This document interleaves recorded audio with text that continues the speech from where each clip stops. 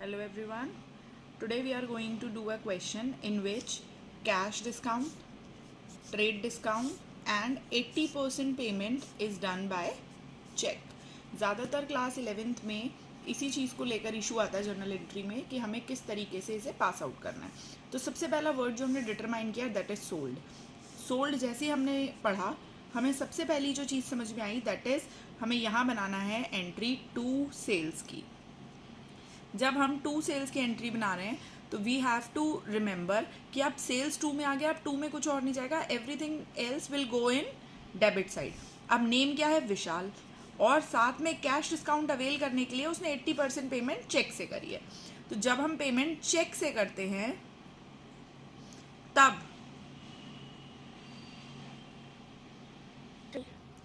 Bank account credit की side जाता है, लेकिन यहाँ पर हम पेमेंट रिसीव कर रहे हैं इसलिए बैंक अकाउंट डेबिट की साइड जाएगा. अब ये तो बेसिक रूल हमें पहले से ही पता है कि जिधर बैंक जाएगा उधर ही जाएगा डिस्काउंट, और ये वाला डिस्काउंट होता है अलाउड. अब discount allowed is also debited. अब बचा कौन पूरी एंट्री में? बच रहा है विशाल, क्योंकि 80% पेमेंट जो है वो हमें चेक से मिली है और 20% बच रही है. यहाँ पे हमेशा ध्यान रखना है पूरी चीज होती है 100. अगर 80 कैश है तो 20 क्रेडिट ही होगा, ये फिक्स है. अगर 80 कैश है तो 20 क्रेडिट होगा. अगर यहाँ पर हम देखें 60 है तो 40 होगा, 50 है तो दूसरा 50 होगा.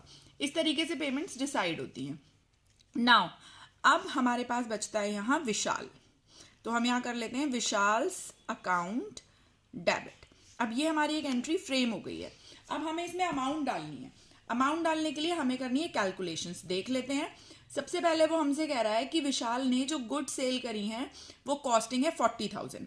तो सबसे पहले यहाँ डालेंगे हम 40,000 में से हमें माइनस कर देना है, सॉरी इट इज सेइंग कि एट 25% प्रॉफिट. तो हमें क्या करना है? 40,000 में ऐड कर देना है 25% ऑफ प्रॉफिट. तो 40,000 का अगर हम 25% निकालते हैं तो now what we will do कि इसमें 25% ऐड कर देंगे. तो 25% ऑफ 40,000 इज 10,000. तो 10,000 प्लस 40,000 तो टोटल अमाउंट हमारी आ जाती है 50,000. अब इस 50,000 पे वो कह रहा है 10% का ट्रेड डिस्काउंट. तो 50,000 में से माइनस करेंगे हम 10% का ट्रेड डिस्काउंट विच इज़ 5,000. तो यहाँ जो हमारी बैलेंसिंग अमाउंट बचेगी इट विल बी 45. तो जो सेल्स की अमाउंट है वो कितनी है? 45,000. अब आगे की कैलकुलेशन इस 45,000 पे करी जाएगी.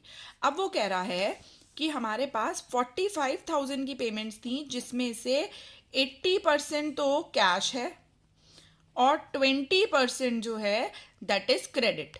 और क्रेडिट में आपको पता ही है कि नेम आता है, तो यहां आएगा विशाल. विशाल का नेम आ गया. ओके. तो अगर हम यहां 45,000 का 80% कैलकुलेट करते हैं तो इट विल बी 36,000. ठीक है. और बाकी जो हमारा 20% बच जाएगा इट विल बी 9,000, जो हमारा क्या रहेगा? क्रेडिट. तो सबसे पहले हमने क्रेडिट वाली एंट्री लिख लेनी है विशाल की.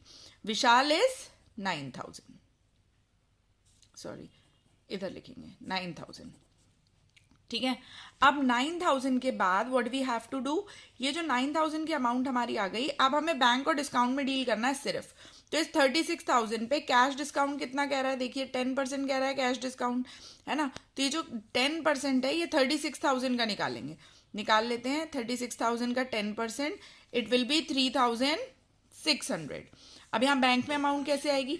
36,000 में से 3,600 आप माइनस कर दीजिए. ठीक है. तो यहाँ हमने माइनस कर लिया है 36,000 में से 3,600, 32,400 हमारी अमाउंट आ गई. और इस तरीके से हमारा ये पूरा एक क्वेश्चन सॉल्व हो गया. आप चाहें तो इसका एक स्क्रीनशॉट ले लीजिए तो इजी हो जाएगा आपके लिए. और साथ ही में अब आप सॉल्व करके कमेंट सेक्शन में एंट्री डालिए कि अगर यहाँ इस 40,000 की जगह मैं 70,000 की अमाउंट लेती तो एंट्री क्या बनती. Okay, thank you so much.